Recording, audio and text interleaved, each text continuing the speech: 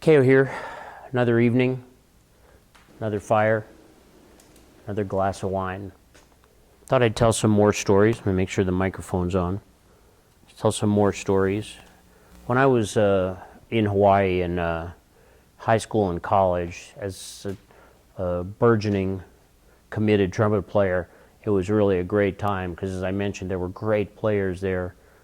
Ollie Mitchell, I mentioned a bunch, and Johnny, of course, was there, and Don Hazard playing in the symphony, the three mics.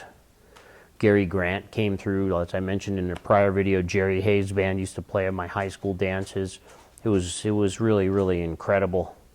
I was fortunate enough to have what we called a wedding, banquet, and prom band because we played weddings, banquets, and proms.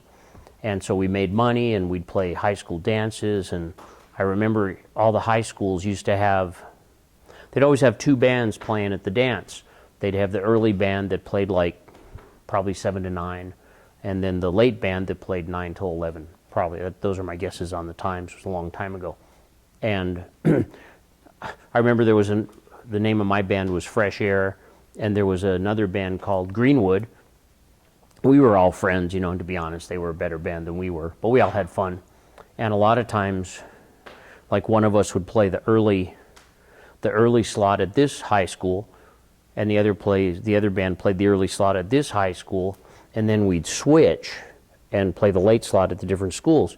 So what we would do was, if you had the early slot over here and the late slot over here, you'd go set your equipment up over here, and they'd set their equipment up over here, and you'd play the first set on the other band's equipment, then you'd rush over there, play the second set on your own equipment, and then you could, take your stuff home. And it was an incredible time. Boy, we had a lot of fun, and there were clubs at the time, and all the clubs had bands in them, discos going on, and we would go from club to club, and if your friend's band was playing at a club, you'd go sit in, and we'd end up having 2 or 3 or 4 trumpets, all playing the hits of the day, which at that time were Chicago and Earth, Wind and Fire and Tower Power and lots and lots of cool stuff.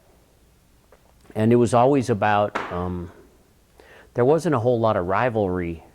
I mean, there was some, you always wanted to sound better than the other band, and of course, you always sounded better than some band and not as good as another, but it was just such an amazing, formative time. And I was fortunate enough to spend a lot of time with Johnny Madrid and learn a lot of things from him, not only about trumpet, but about life. And he used to say, if you can play lead trumpet, you can do anything. And I think there's some truth to that, because let's just say to play the trumpet well, whether you're playing lead trumpet or you're a classical soloist or a great jazz player or even the world's greatest second or third trumpet player, because they're different skills. It takes a lot of discipline and a lot of trial and repetition to get it right. And I remember once was hanging out, Johnny was there, and Ollie Mitchell was there, and probably some other guys like Philip Crummell, who you probably haven't heard of. He was a good trumpet player. He played with Boz Scaggs for a while, but then left music to actually own a winery. He's got a winery and a bed and breakfast place. He's doing really, really well. Anyway, we're all sitting around, and I was young and didn't play well, and I was always trying to figure out, gee, what do I do next to become a great trumpet player?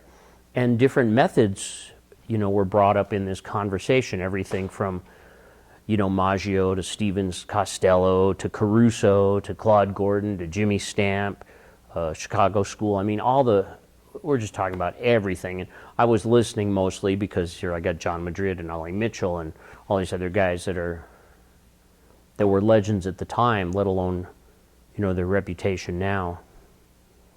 And I remember Ollie saying that, he said,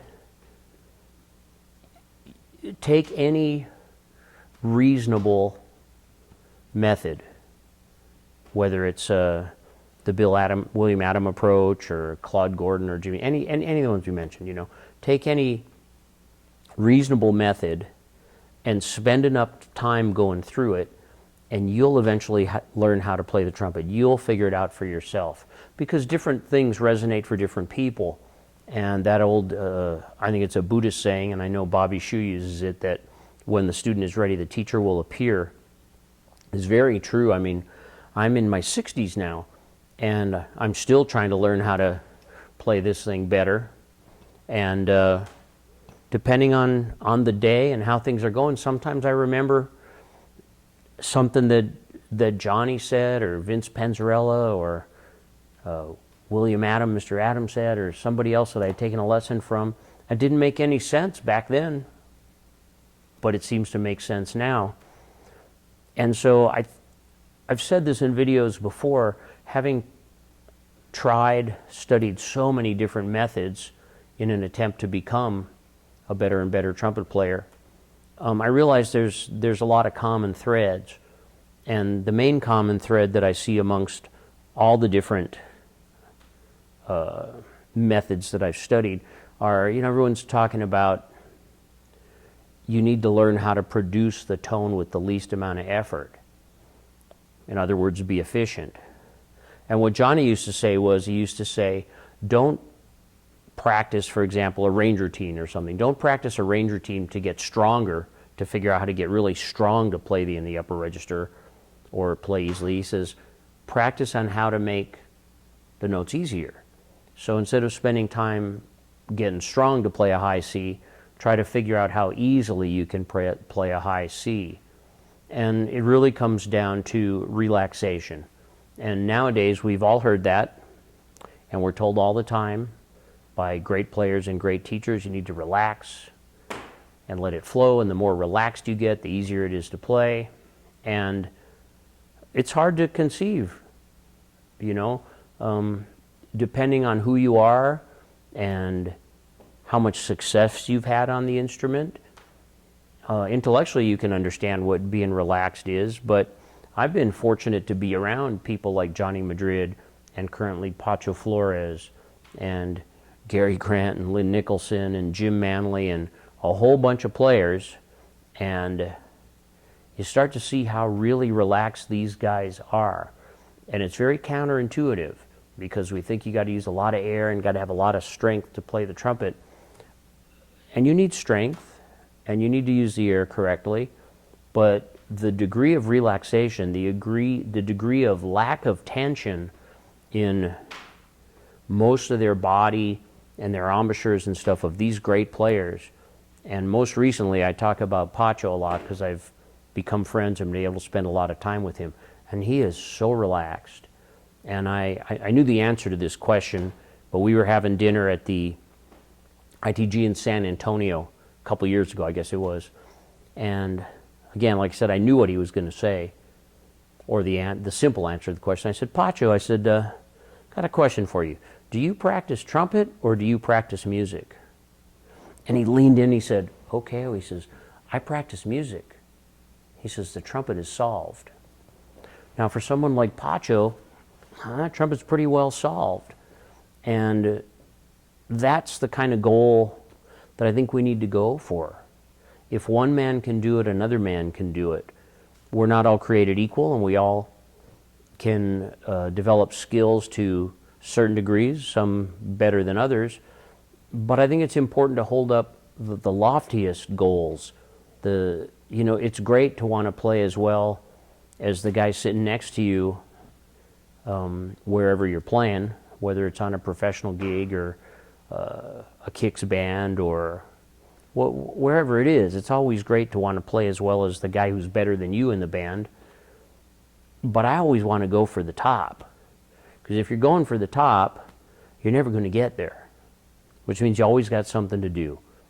And so that's why for me, even though I would prefer to be at work right now these days and making mouthpieces and talking to trumpet players and doing videos and stuff there, I'm really enjoying my time here at home because I'm putting a lot of time in on the trumpet, and I'm having a lot of fun experimenting with different things. And I'm probably going through my third or fourth iteration as a player. I'm trying a much larger mouthpiece than I've ever played.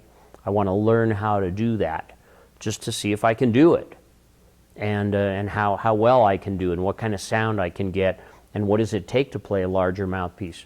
Because, you know, I talk to guys all the time, and some guys play really, really tiny mouthpieces, like the Gym Flex that I learned how to play when I was about 44 and was pretty successful on that.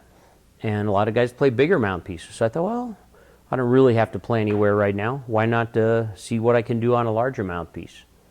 So I know I'm kind of rambling, but I wanted to, again, pretend that I'm hanging out with a bunch of friends and telling trumpet stories. So there you have it, and have a great evening.